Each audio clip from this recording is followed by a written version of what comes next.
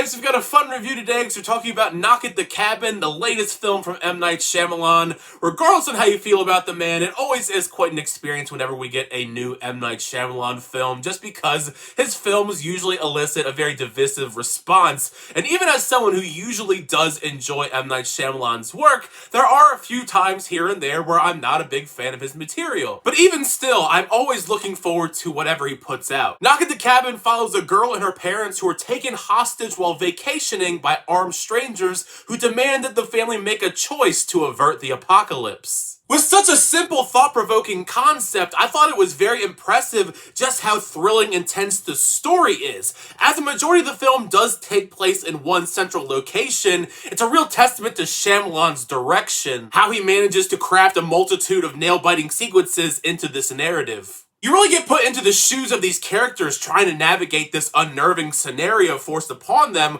where you or one of the other two characters have to make this sacrifice, dying so the rest of the world lives, or everybody else in the world dies in the apocalypse besides you, or just option C, they're just making everything up, because it does sound a bit crazy having these strangers come about, say they saw a vision and one of you has to die so everyone else can live. Still, nevertheless, the setup itself and the events that we witness over the course of the film really do keep you guessing until the very end, and I think that helped a lot with my experience, the effectiveness here of building upon suspense. That always, in my opinion, is one of M. Night Shyamalan's strong suits, even if he does have his fair share of detractors, and like I said before, I'm not always a huge fan of everything he puts out, but I think he is excellent behind the helm here in Knock at the Cabin. His direction in this, I think, is my favorite among his more recent films, at least, because it's so enthralling how he manages to create chilling, unnerving atmosphere that consistently ramps up the tension, even while for the most part we are stuck inside this cabin setting. Even the camera work of the film, I think, also enhances everything. It has that 90s thriller throwback look to it with the way that he shoots certain sequences. Now, I am aware this is based off of a book. Unfortunately, I have not read the book this is based on, so I can't really compare and contrast the similarities and the differences between the two.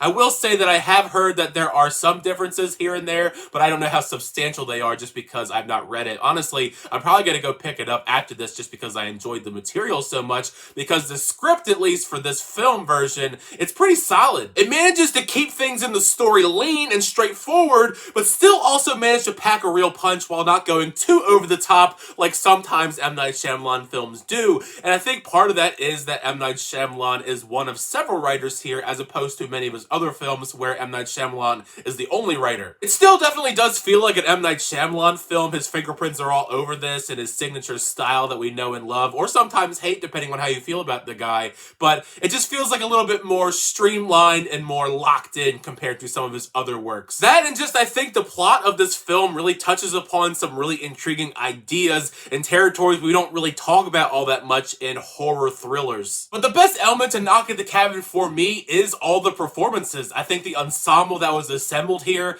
is phenomenal. There isn't a weak link in the bunch. Each of them execute this heavy, hard-hitting material and have to showcase a wide array of emotions. All of the characters do. I think the big standouts here are Jonathan Groff and especially Dave Bautista. Dave Bautista is the best part of this film, in my opinion. His acting is on another level. We've seen him do great work in action and comedy, but this is a real acting showcase for him, and I hope this opens the door for him to take on more serious, dramatic roles, because he really pulls it off here. His character goes through a whole lot of emotions over the course of this film, and it's just a brilliant performance all around. I mean, Dave Bautista, I've been a big fan of him for pretty much my entire life because I'm a wrestling fan, so I'm glad to see him continuously get better and better and take on more challenging roles, because as far as wrestlers are concerned, wrestlers turn actors, I think this is setting the new bar. This is the best actor-wrestler performance. All around, I think Knock at the Cabin is a big win in my book for M. Night Shyamalan and this cast. It's a lean, suspense-filled thriller that's elevated a lot by some really stellar performances. It's very lean. It's like an hour and 40 minutes, so it doesn't overstay its welcome,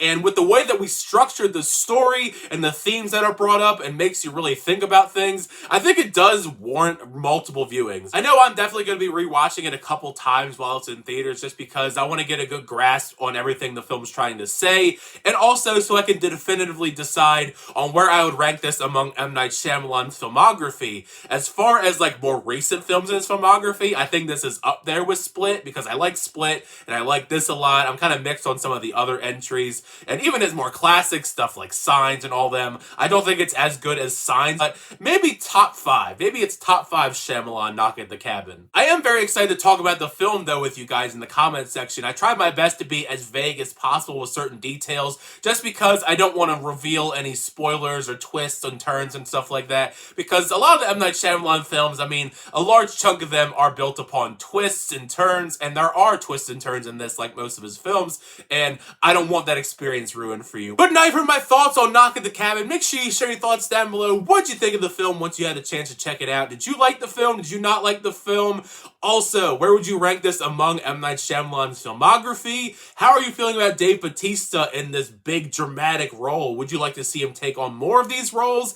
And if you're a fan of the novel, I would love to know your thoughts as well, as far as how similar it is, how different it is, and if there are things that are different, do you like those changes or you dislike those changes? Either way, share all your thoughts down below in the comment section. It's part of the fun to have that conversation with you guys in the comment section down below. Thank you guys always for watching. I always do appreciate it. Make sure to like on the video and also subscribe to the channel so always update reviews, reactions, unboxings, and more. But next time, see you guys later.